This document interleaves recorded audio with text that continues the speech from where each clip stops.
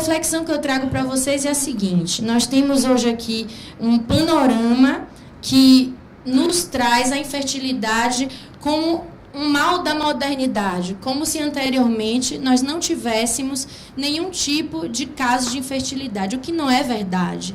Mas cada vez mais nós temos pacientes nos procurando nos consultórios e os colegas recebendo essa queixa com maior frequência.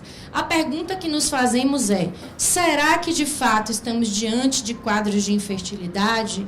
Será que não temos talvez uma busca cada vez maior por um receio da gente ter aí um quadro de infertilidade, pacientes ansiosas, etc. A reflexão que nós fazemos é: melhor pecar pelo excesso, porque o contrário é mais complicante, ou seja, quando a paciente vem tardiamente, dificilmente nós conseguimos oferecer excelentes resultados ou resultados realmente oportunos em reprodução. Então, dentro desse cenário, com sexo desprotegido, infecções sexualmente transmissíveis e vários contingentes da nossa vida cotidiana, ao que parece, a infertilidade tende a ter um crescimento realmente na modernidade. Mas, ainda assim, nós temos situações interessantes, como, diante de uma população emergente, uma escolha de uma prole mais reduzida, de engravidar mais tardiamente, com objetivos mais voltados para a profissão, para o crescimento e evolução pessoal. Então, todo esse cenário vem trazendo uma questão que é de pessoas engravidando mais tardiamente, por opção, e pessoas que enfrentam quadros de infertilidade atrelados a infecções ou situações realmente de enfrentamento de desfechos obstétricos inadequados. Então, diante dessa dicotomia, né, nós temos visto realmente a infertilidade num crescente. E ainda que essa especialidade não seja assim tão velha, nós temos 40 anos agora de medicina reprodutiva, de evolução na nossa área, com diversos avanços que vocês têm conhecimento, né, ao longo da história, dos encontros que nós sempre promovemos, ainda temos uma condição muito interessante, que é a maior parte dos casos se resolverem clinicamente a nível de consultório. Então, vejam a condição que o ginecologista, que o colega em consultório geral, seja na capital, seja no interior, tem realmente condições de nos ajudar nesse processo de resolução. Vejam que um percentual menor realmente vai necessitar de um atendimento mais especializado. Mas para que essa efetividade, né, essa resolução, esse bom apoio possa ser promovido, o colega tem que ter uma visão preventiva muito aguçada. Nós devemos nos atentar para todos aqueles fatores de risco ou aquelas situações que clinicamente poderão se desdobrar num futuro negativamente, com impacto negativo na capacidade reprodutiva, porque sempre vai ser um aforismo oportuno que a prevenção é melhor realmente do que um tratamento. Então, a estratégia 1 que a gente vem trazer e propor para vocês seria a questão das correções metabólicas. Estarmos cada vez mais atentos às condições que envolvem as glândulas e o eixo endócrino, que interferem diretamente na produção oocytária, nos processos ovulatórios, e aqui eu chamaria a atenção fortemente para a questão da tireoide, que cada vez mais vem acessando ao nosso consultório pacientes com tireoidites e quadros de hipotireoidismo subclínico que não têm sido valorizados a contento e que atentem, tem associação, inclusive causal, com falência ovariana precoce ou casos de insuficiência ovariana transitória. Então, devemos realmente estar atentos a esse contexto.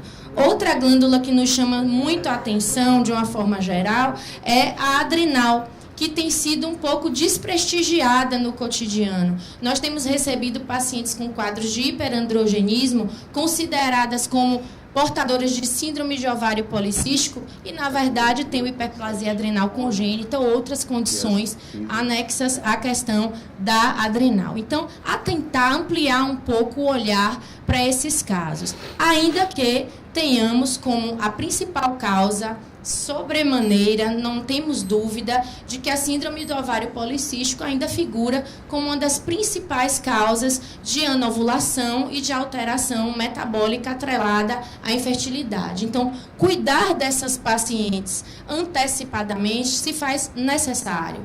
Não raro nós recebemos pacientes que têm esse diagnóstico e têm essa suspeita clínica em franco desarranjo metabólico e se torna realmente inoportuno, até de risco, qualquer processo de estimulação feito de forma arbitrária, sem preparar essa paciente adequadamente, porque nós potencializamos o risco de uma síndrome de hiperestímulo ovariano. Então, há que se atentar para um bom cuidado prévio dessas pacientes.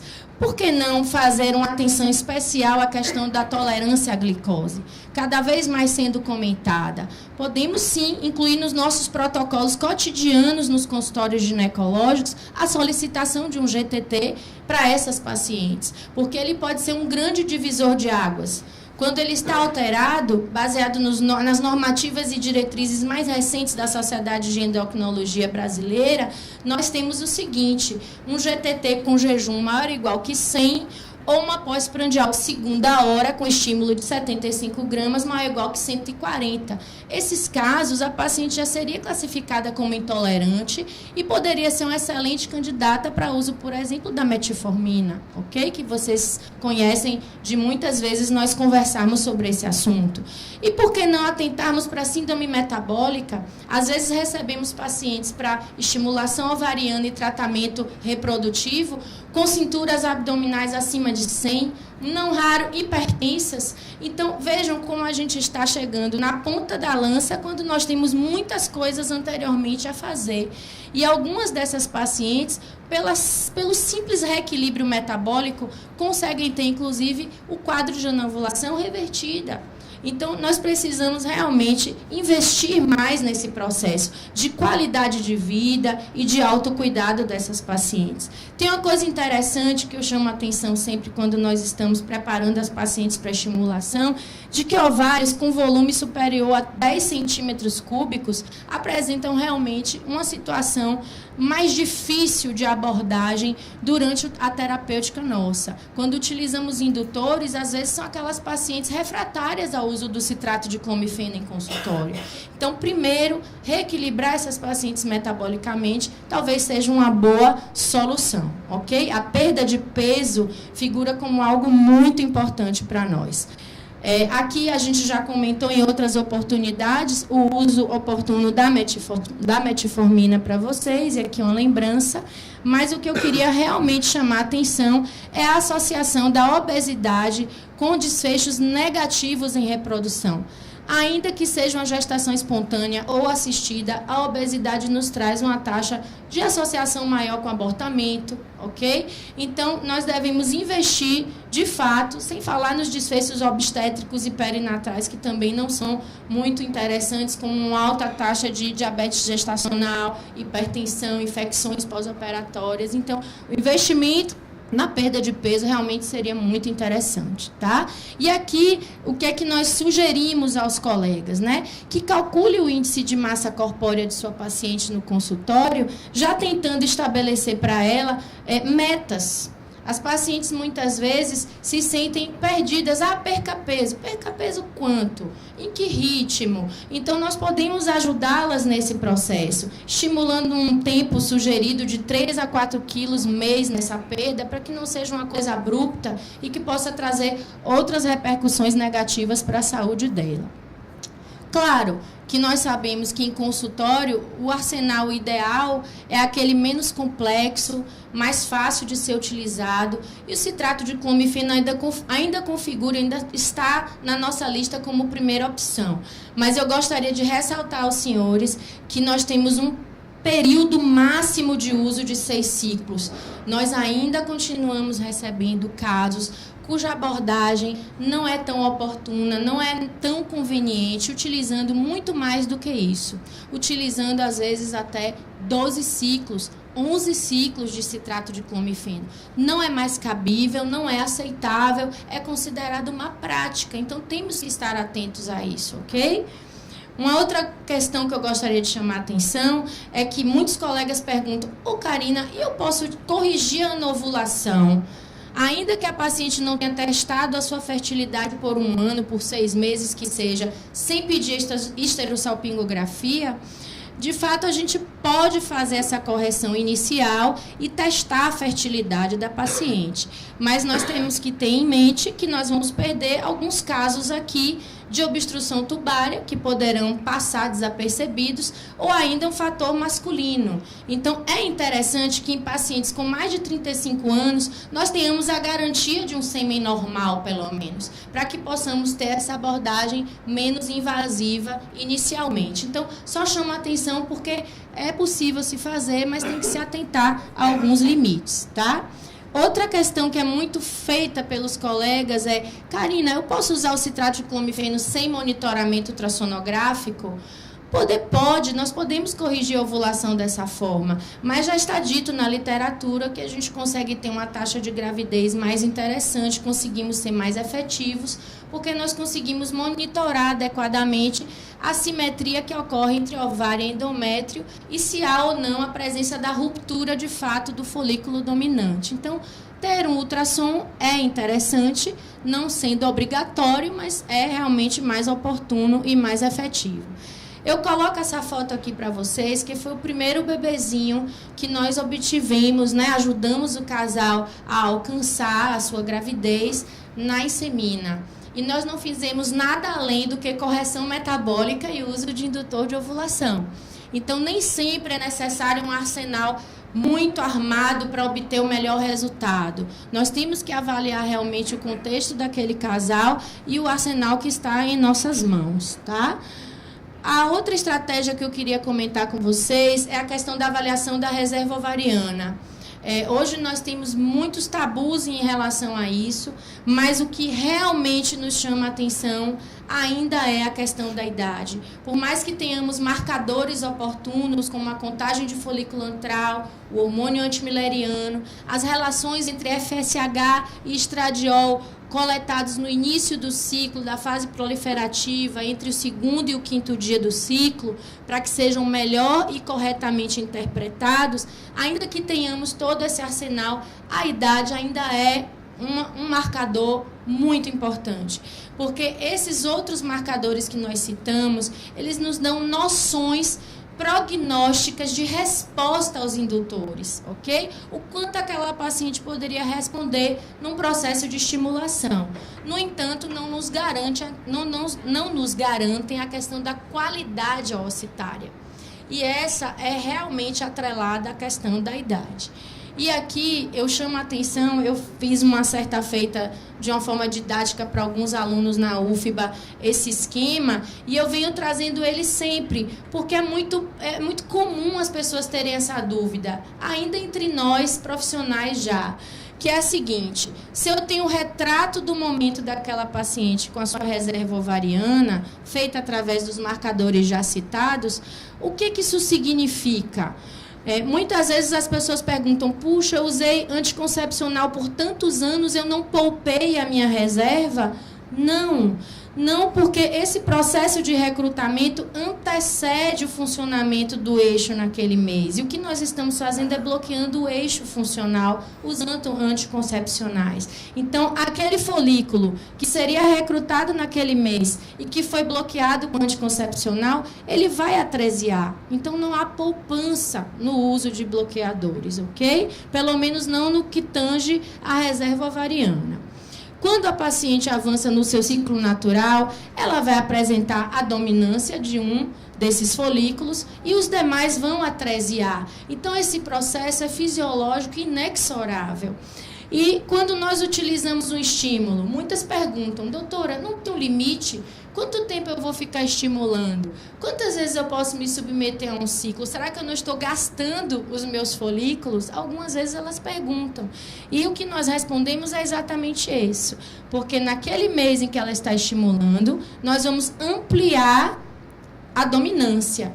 Mas nós não vamos gastar além. Então, o que ela nos traz de reserva ovariana é que vai pautar todo o processo subsequente dela. Ok? Bom, e aqui quem determina essa reserva ovariana? Potencialmente é a idade. E não há o que façamos para frenar esse processo, ok? Eu chamo a atenção porque, em alguns casos, pode-se ter um impacto muito negativo na reserva ovariana. E, como eu comentei com os senhores, nós temos realmente algumas condições autoimunes relacionadas às glândulas endócrinas, como a tireoide, mas não podemos esquecer das cirurgias ovarianas. Recebi recentemente no consultório uma paciente de 32 anos que foi ovarectomizada com anátomo patológico de corpo lúteo hemorrágico. Então, nós temos que ter esse cuidado. Temos que estar atentos para os cistos funcionais não serem confundidos com lesões tumorais e sermos agressivos demais no contexto cirúrgico.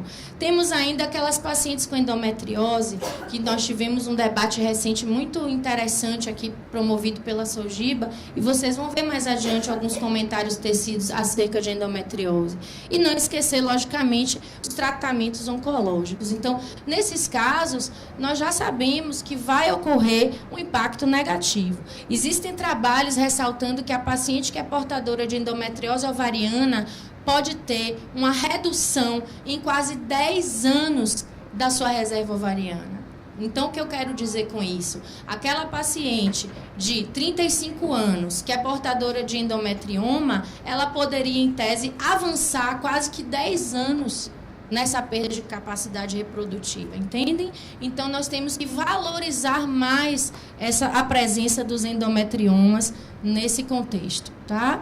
Aqui eu ilustro para vocês o que a gente utiliza hoje, basicamente, os parâmetros tidos como de normalidade. Existe alguma variação muito sutil entre os trabalhos na literatura, mas é basicamente essa a nossa linguagem atual. Lembrando que é de suma importância que nós demos atenção aos kits que são utilizados nas dosagens para poder termos uma melhor interpretação, em especial do hormônio antimileriano, que é um recurso ainda caro, não subsidiado pela medicina suplementar e que a paciente, ao investir, espera que nos dê uma resposta oportuna. Então, o kit utilizado é realmente muito importante. E a questão do aparelho profissional habilitado ou experimentado para a contagem de folículos antrais. Porque se nós tivermos uma interpretação inadequada, uma foliculometria simples, ela não vai refletir a contagem de folículo antral de fato e representar essa análise da reserva ovariana. Então, os folículos antrais são aqueles mensuráveis entre 2 a 6 milímetros. É o padrão que a gente tem adotado no processo de valorização dessa informação. Ok? Aqui eu só ilustro para vocês os trabalhos iniciais de Lamarca, que subsidiaram todo o nosso conhecimento acerca do hormônio antimileriano e a valorização que nós damos em relação ao hormônio antimileriano, no sentido de que ele pode ser dosado ao longo de todo o ciclo. Essa é uma dúvida comum. O antimileriano não precisa se ater ao 2º e ao 5º dia do ciclo, como o FSH e o estradiol, ok? Bom, aqui eu chamo a atenção para vocês em relação a nessa potencial incidência de infertilidade feminina relacionada com a idade. Nós já sabemos, isso é clássico, todo ginecologista sabe que a idade impacta nesse potencial reprodutivo, mas o que muitas vezes não fica claro nem para os colegas, nem para as pacientes, é o quanto essa idade impacta também nas respostas aos tratamentos, na capacidade de ser resolutivo e oferecer resultado nos tratamentos, ok? Então, para nós, idade feminina e tempo de infertilidade são questões que vão estar sempre em pauta na tomada de decisão pelo tratamento ideal e pelo encaminhamento em tempo oportuno. Esse site foi até sugerido por Vinícius no nosso último simpósio e eu andei testando ele com algumas pacientes no diálogo cotidiano e ele é interessante, porque às vezes a paciente quer saber dela. Você pode falar da idade, você pode comentar as estatísticas da literatura, você pode até mesmo solicitar a reserva ovariana dela para ter um diálogo mais personalizado, mas ela gostaria de saber a probabilidade dela. O único senão desse site é que ele vai até 38 anos. Aí vocês perguntam por quê? Porque acima de 38, a interpretação da literatura é que nós já temos um impacto negativo. Então, esse é um site interessante para o diálogo daquela paciente que você está aconselhando previamente. É bem realmente interessante de vocês testarem, conversarem com suas pacientes. Lembrando que no diálogo no consultório, é interessante considerar a solicitação da reserva ovariana, dessa avaliação, numa paciente acima de 35 anos, ok? E lembrar que pode ser interessante encaminhá-la quando a gente tem qualquer anormalidade nessa reserva, tá certo? Bom, esse slide, foi até Joaquim que me cedeu certa feita, eu gosto muito dele, porque às vezes a gente diz assim, olha, a reprodução ajuda, vamos dar mais um tempinho, vamos esperar, você só completa 40 anos daqui a 6 meses, vamos tentar mais um pouquinho. Não, gente, para nós, essa questão da virada, entre aspas, dos 40 anos, pode não ser tão oportuno assim. Por exemplo, os resultados de inseminação intrauterina não são satisfatórios. Habitualmente, nós não recomendamos, dentre as técnicas de reprodução assistida, a realização da inseminação intrauterina após os 40. Os resultados são muito ruins e o custo para o paciente fica mais alto. Então, vejam, às vezes, por uma questão de equívocos, nós deixamos de encaminhar em momento mais oportuno para uma técnica menos complexa, ok? Uma outra questão é, quanto mais tardiamente a paciente chega para o consultório do especialista para executar um ciclo de reprodução assistida, o tempo vai passando, a idade vai aumentando e quanto maior é a idade feminina, maior é a taxa de cancelamento. Elas respondem menos. Isso é diretamente proporcional a essa queda já demonstrada da reserva ovariana.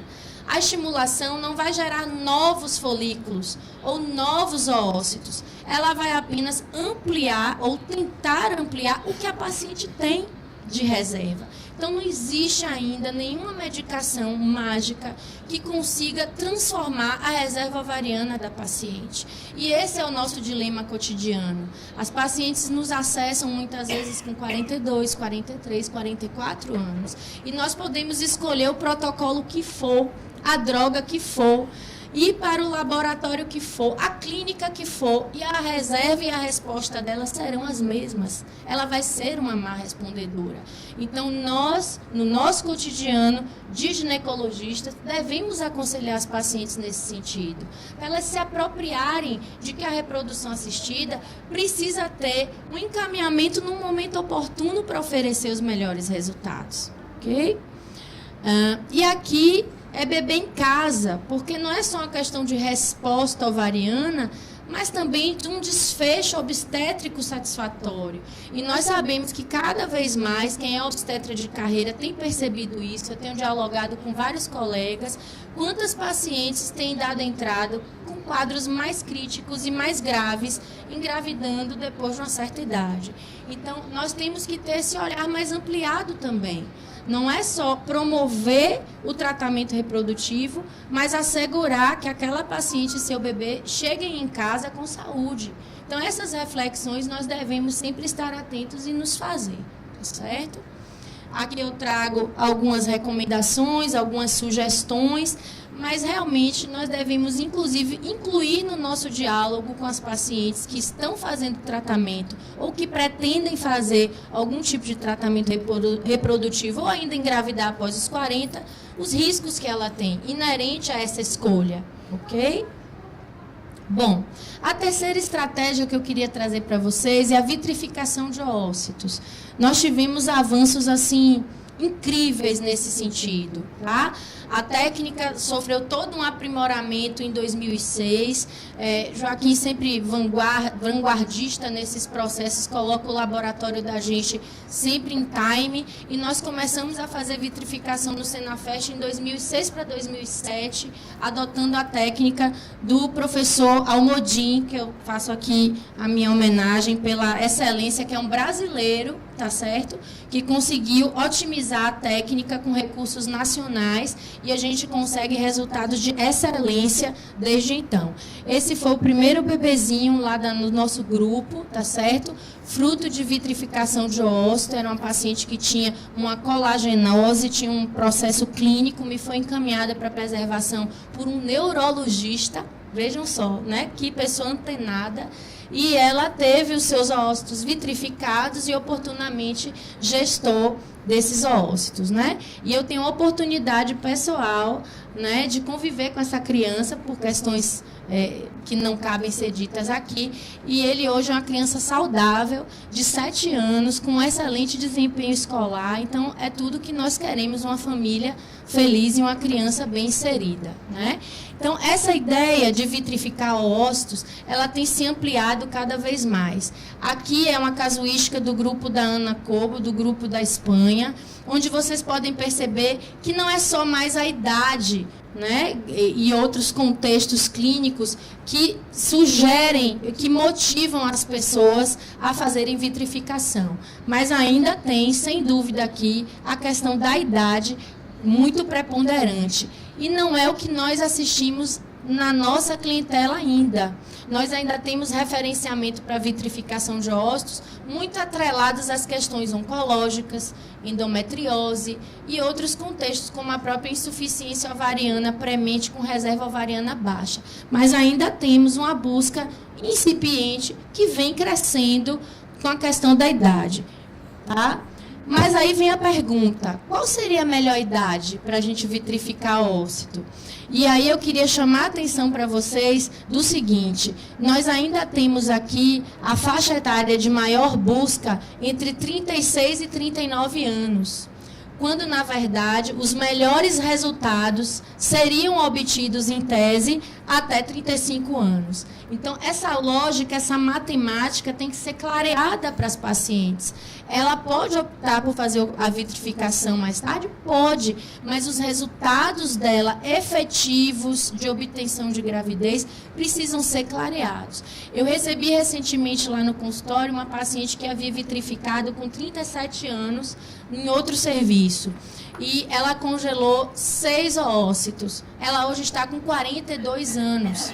Então, ela poderia ter tido uma abordagem de ter um pouco mais de oócitos, porque com 6 oócitos, talvez os resultados que eu possa oferecer a ela não sejam os ideais. Então, importa para nós idade, quantidade de oócitos vitrificados, porque vocês vão ver que isso realmente muda muito a perspectiva de resultado das pacientes. Então, cabe a nós aconselhar e esclarecer esses limites, para que nós não tenhamos aí uma informação deturpada, de uma falsa segurança. Ela tem que saber exatamente o que ela está fazendo, tá? E por que é interessante a gente recomendar a questão da vitrificação? Porque os resultados reprodutivos em tratamento, mesmo assistido, são muito melhores com a idade menos avançada, ok? Bom, aqui foi só para ilustrar para vocês, tá certo? Que realmente os resultados diferem enormemente quando a gente vitrifica e vai a contento para tratamento em idades mais jovens, tá? Então, qual seria realmente a taxa de aproveitamento que nós teríamos numa vitrificação, proporcionalmente, para que a gente tivesse gestação? Então, eu faço sempre essa provocação, tá? O ideal seria que nós tivéssemos pelo menos 13 a 20, segundo o Instituto Dexeus. 15 oócitos em média para boa parte dos serviços. Nós temos tido uma média de 10 a 15 oócitos vitrificados na nossa clientela. Então, isso se traduziria, em tese, em 3 tentativas de FIV para transferência efetiva de embrião, com taxa acumulativa de mais ou menos 60% de gestação. Então, esses números, ainda que áridos e chatos de dialogar com a paciente, ela tem que saber, ela tem que conhecer. Se o ginecologista não se sente à vontade, pelo menos encaminha para o aconselhamento. É muito importante que ela se aproprie dessas questões. Porque a verdade é essa aqui. saindo de 10 oócitos, digamos que eu vitrifique 10 oócitos, ok? Fazendo uma ideia aqui para vocês. Nossa técnica hoje é bastante apurada, a gente tem conseguido praticamente uma sobrevida de todos os oócitos, mas na literatura a taxa estimada de recuperação é de 90%. Então ela já vai ter uma pequena perda quando desvitrifica. Quando ela efetivamente faz a fertilização com a micromanipulação dos gametas, nós temos aí também uma perda, porque é inerente ao processo. A natureza também entra no processo seletivo a partir de então. Então, nem todo ócito vai se tornar embrião. E nem todo embrião vai ser saudável o suficiente para ser selecionado e para transferir para o útero. Então, vejam, nesse grande funil que a paciente atravessa, muitas vezes ela faz um processo de vitrificação que vai promover 1 a 2 tentativas. Então, esse quantitativo é realmente importante para ela e para nós, tá certo? Então, sem dúvida, o papel do ginecologista no esclarecimento desses limites é de fundamental importância, porque é o profissional que ela convive, que ela estabelece vínculo, que ela confia. Não raro, quando elas vêm para um aconselhamento conosco, elas já vêm com algum juízo de valor e algumas ideias que foram realmente trocadas com o seu ginecologista. Então, é muito importante que nós mantenhamos um diálogo muito franco com as nossas pacientes. Reprodução não tem como garantir 100% de sucesso para as pessoas. Nós sabemos que, não raro, após uma transferência embrionária de um embrião qualificado, algumas vezes nós não temos implantação. É uma seara e um território ainda bem a ser explorado pela medicina. Hoje, a oferta nossa de resultado num ciclo de FIV com transferência é como se fosse jogar uma moeda para cima e ver cara e coroa. Gira em torno de 50% nos melhores centros, ok? Então, realmente, isso tem que ser dito às pacientes, tá? Bom, uma coisa que é importante também a gente colocar é que cada vez mais estamos em mês de outubro rosa, né? Cada vez mais temos diagnosticado cânceres em mulheres jovens, em especial câncer de mama, que é um dos mais incidentes na nossa população. E, claro, o ginecologista, o mastologista, o grupo atento vai ressaltar para a paciente e perguntar para ela se ela tem desejo de gestar. Mas não é a primeira pergunta que a gente se faz. A gente pensa em sobrevida, em tratamento, em diagnóstico, prognóstico do câncer e esquece dessa perspectiva. E já existem trabalhos muito interessantes. Eu recomendo vocês a visita nesse site do Oncofertility Consortium, porque está muito claro que as pacientes colocam a sua insatisfação e a sua frustração por não terem sido alertadas antes, por não ter sido dada a elas a opção, ou pelo menos a oportunidade de saber que existe e ela verificar se é possível para as possibilidades dela ou não, tá? Bom, já existe realmente um subsídio bioético nesse sentido, né? Eu recomendo também a leitura de Carvalho, que é um colega nosso de Ribeirão Preto que escreve muito acerca desse assunto. Ele trabalha com o grupo do professor Cavanha, do Pérola Byton e outros que formaram a rede nacional, né, de apoio à questão da oncofertilidade, e tem muitas publicações interessantes. E na nossa realidade, isso já existe. Essa paciente minha é um amor de pessoa, ela fez a vitrificação dos ócitos há 6 anos e ela teve a nenenzinha dela esse ano, tá certo? E nós conseguimos fazer o tratamento dela após a liberação do grupo de oncologia, todo um tratamento oportuno da questão do câncer de mama e, portanto, não é uma coisa distante da realidade, ok? É algo já acessível entre nós. A quarta estratégia que eu queria propor aos senhores é a nossa reflexão cotidiana diante de alguns procedimentos muito corriqueiros da ginecologia e obstetrícia gerais. Dentre eles, a questão dos LIPs. Eu tenho aqui algumas colegas que são muito afeitas a esse contexto da patologia cervical, e vai aqui a nossa recomendação, a nossa sugestão da atenção relacionada às estenoses cervicais potenciais e até mesmo a insuficiência estimo-cervical, que pode corroborar com desfechos negativos. Mas aqui é um pouquinho mais novo. Alguns de vocês talvez já tenham ouvido falar através do professor Carlo Tantini, que levanta muito esta bandeira, dada a experiência que ele tem acumulada na Itália. Ele via com muita frequência as estimoceles e ele já tem realmente uma experiência pessoal nessas correções muito bem sucedida. E é realmente algo que a gente vê atrelado à cesariana, muito relacionado à cesariana, cujo segmento não estava preparado, ou seja, fora do trabalho de parto. Então, realmente cabe uma reflexão. Ainda também a chamar a atenção das curetagens. Hoje, cada vez mais, a campanha e o estímulo da nossa utilização das aspirações manuais intrauterinas, ao invés das curetagens abrasivas mais tradicionais, os esvaziamentos por curetagem, justamente para tentar poupar a cavidade uterina de sinéquias potenciais e outras circunstâncias. Muitas vezes, relacionando ao trajeto anatômico, nós nos preocupamos muito com as trompas, né? Nós já falamos do canal, falamos da cavidade, mas nós esquecemos que a trompa ela tem uma função que extrapola a questão anatômica simples. Então, atentar para essa questão da funcionalidade tubária. Os cílios, a sua arquitetura normal, sua função normal. Então, muitas vezes, nós temos circunstâncias em que a trompa está nitidamente comprometida por aderências, mas nós não sabemos o quanto esse potencial funcional da tuba estaria preservado. Nós sabemos, sim, já é de conhecimento de todos, que as doenças inflamatórias pélvicas, muito associadas à clamídia, a gonococo, micoplasma, ureaplasma, todos muito conhecidos nossos enquanto infecções sexualmente transmissíveis, podem impactar negativamente no potencial reprodutivo. Então, o convite aqui é atentar e lembrar de tratar a parceria.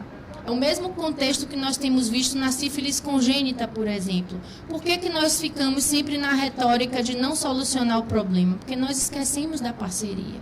Então, vamos lembrar sempre, no contexto das ISTs, de tratar o casal, de abordar o casal. Porque, senão, o desfecho já é conhecido de muitos de nós. E a abordagem, muitas vezes, nesse contexto, é a anulação tubária, porque ela já não vai servir mais para o contexto reprodutivo, inclusive com dados de literatura revelando que atrapalham os resultados em reprodução assistida. Uma hidrossalpinge, por exemplo, pode fazer o fenômeno de wash e não permitir que o embrião se nide efetivamente após a transferência. Então, vejam como o nosso compromisso antecede enquanto atitudes preventivas, ok? Bom, aqui a endometriose, que tem sido cada vez mais associada, atrelada à questão da fertilidade, eu só queria ressaltar aos senhores o seguinte: nós temos indicado cada vez menos a laparoscopia. E eu diria mais, ainda que valorizemos o diagnóstico presuntivo, atentar que quando fizermos a laparoscopia, para um diagnóstico, para uma abordagem oportuna de endometrioma, não esqueçamos de bloquear essas pacientes após o tratamento cirúrgico. Porque nós temos recebido pacientes que fizeram a intervenção cirúrgica 1, 2 anos depois, sem bloqueio efetivo. E aí é como se nós não tivéssemos feito uma abordagem ideal naquela ocasião.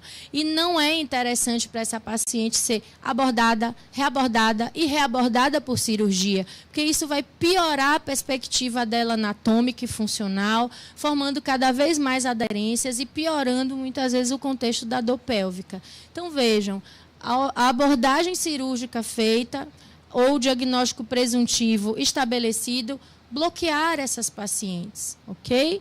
Porque isso vai nos ajudar a otimizar a gestação. E aqui algumas sugestões, logicamente, em relação àquela paciente que deseja engravidar de imediato, ok?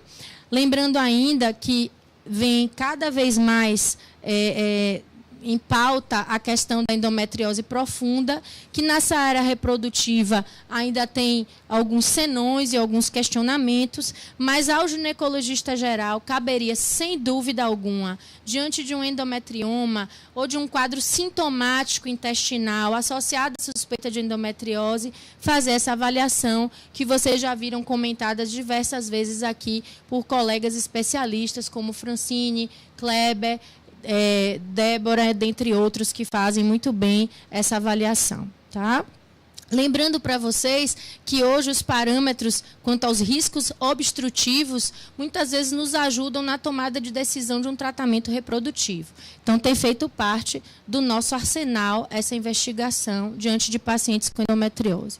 E a estratégia 5, ela tratará em relação à cavidade uterina, que eu já comentei en passant com vocês anteriormente, em relação à abordagem oportuna das estimoceles, e comentando mais uma vez com vocês a importância de valorizar cada vez mais o uso do amil em detrimento da dilatação e curetagem clássicas.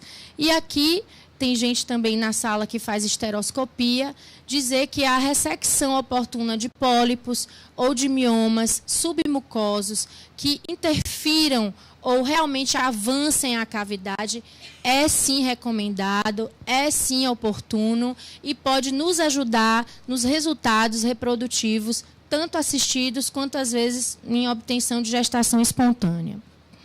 Lembrar também que a decisão de se fazer uma miomectomia mais abrangente por via laparotômica, daqueles miomas mais volumosos, ela pode ser considerada como uma intervenção e uma tomada de decisão transdisciplinar, porque em algumas circunstâncias a abordagem pode ser mais deletéria. Então, caberia sim uma avaliação da reserva ovariana, um contexto de diálogo com o cirurgião, que tipo de abordagem poderia ser feita, se existiria um outro tipo de recurso ou não.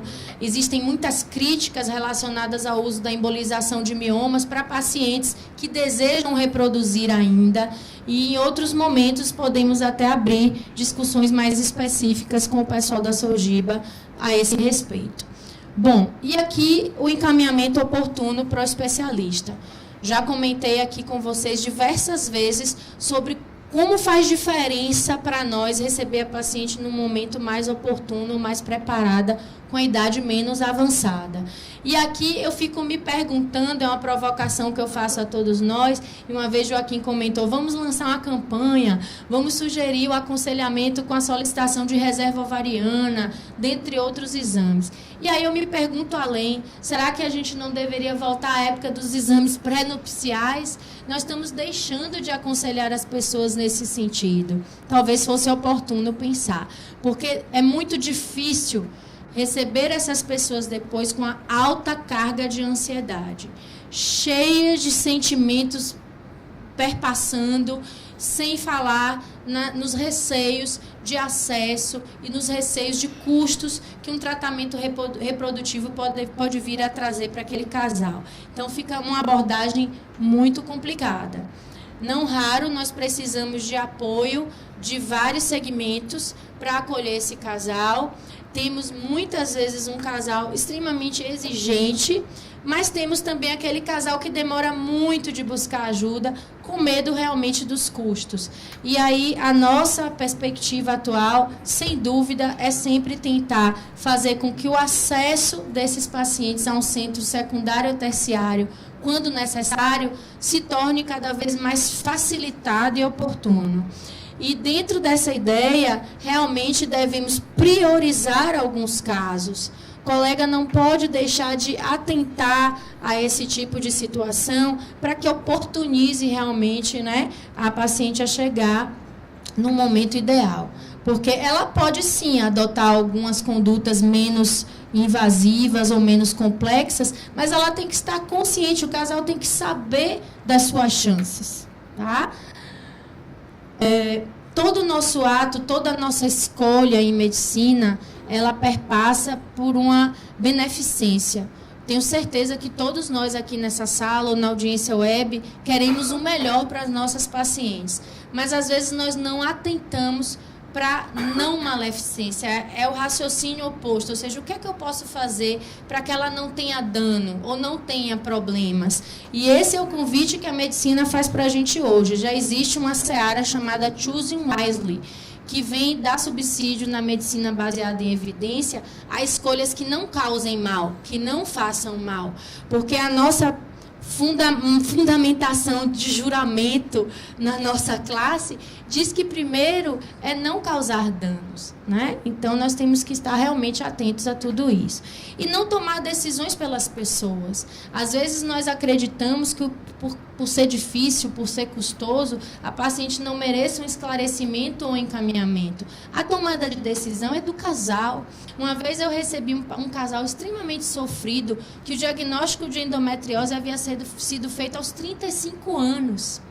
E ela só nos acessou aos 45 anos, sem ter noção de que aquele tempo decorrido afetaria os resultados dela ou até mesmo inviabilizaria algum tratamento reprodutivo com óvulos próprios. Então, esse tipo de discurso que a gente tem que ter, às vezes, com a paciente, é de esclarecimento.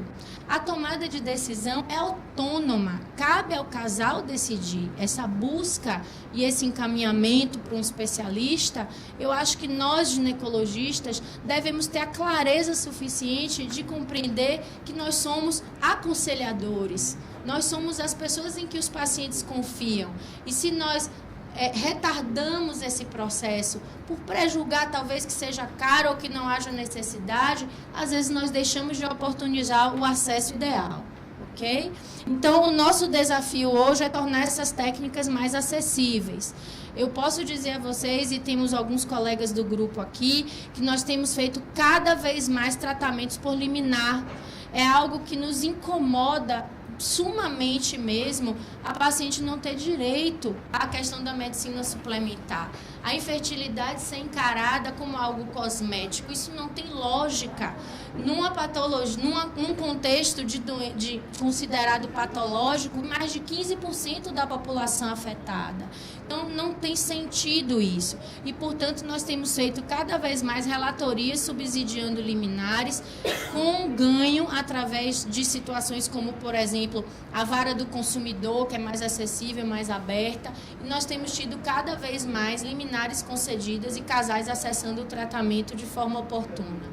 Temos também todo um investimento do nosso grupo no programa de acessibilidade que os senhores já conhecem, que é o programa Insemina. Então, realmente, não nos cabe mais essa tomada de decisão, se é caro ou se não é, mas a paciente precisa ouvir e ser esclarecida. Os casais precisam ter direito a esse processo de esclarecimento e de acesso. Esse bebezinho foi o primeiro bebê fruto de ciclo de fertilização in vitro da Insemina. Esse casal foi assistido por Valentina, que faz parte do nosso grupo. Uma outra questão que o grupo tem investido cada vez mais é generalizar e colaborar com a educação continuada. Nós temos isso como meta. É algo que realmente o Joaquim tem sempre promovido com esse perfil agregador que ele tem de somar pessoas ao nosso grupo. Sem falar nessas iniciativas parceiras com a Sojiba e outras instâncias, para que tenhamos realmente profissionais cada vez mais afeitos à área da reprodução. Então, ainda que seja uma ciência de 40 anos, jovem, que possa parecer muito acima ou muito terceirizada, em nível muito acima do que se poderia alcançar, nós queremos mostrar o contrário, que ela é acessível ao colega e ela é acessível às pessoas que precisam dela.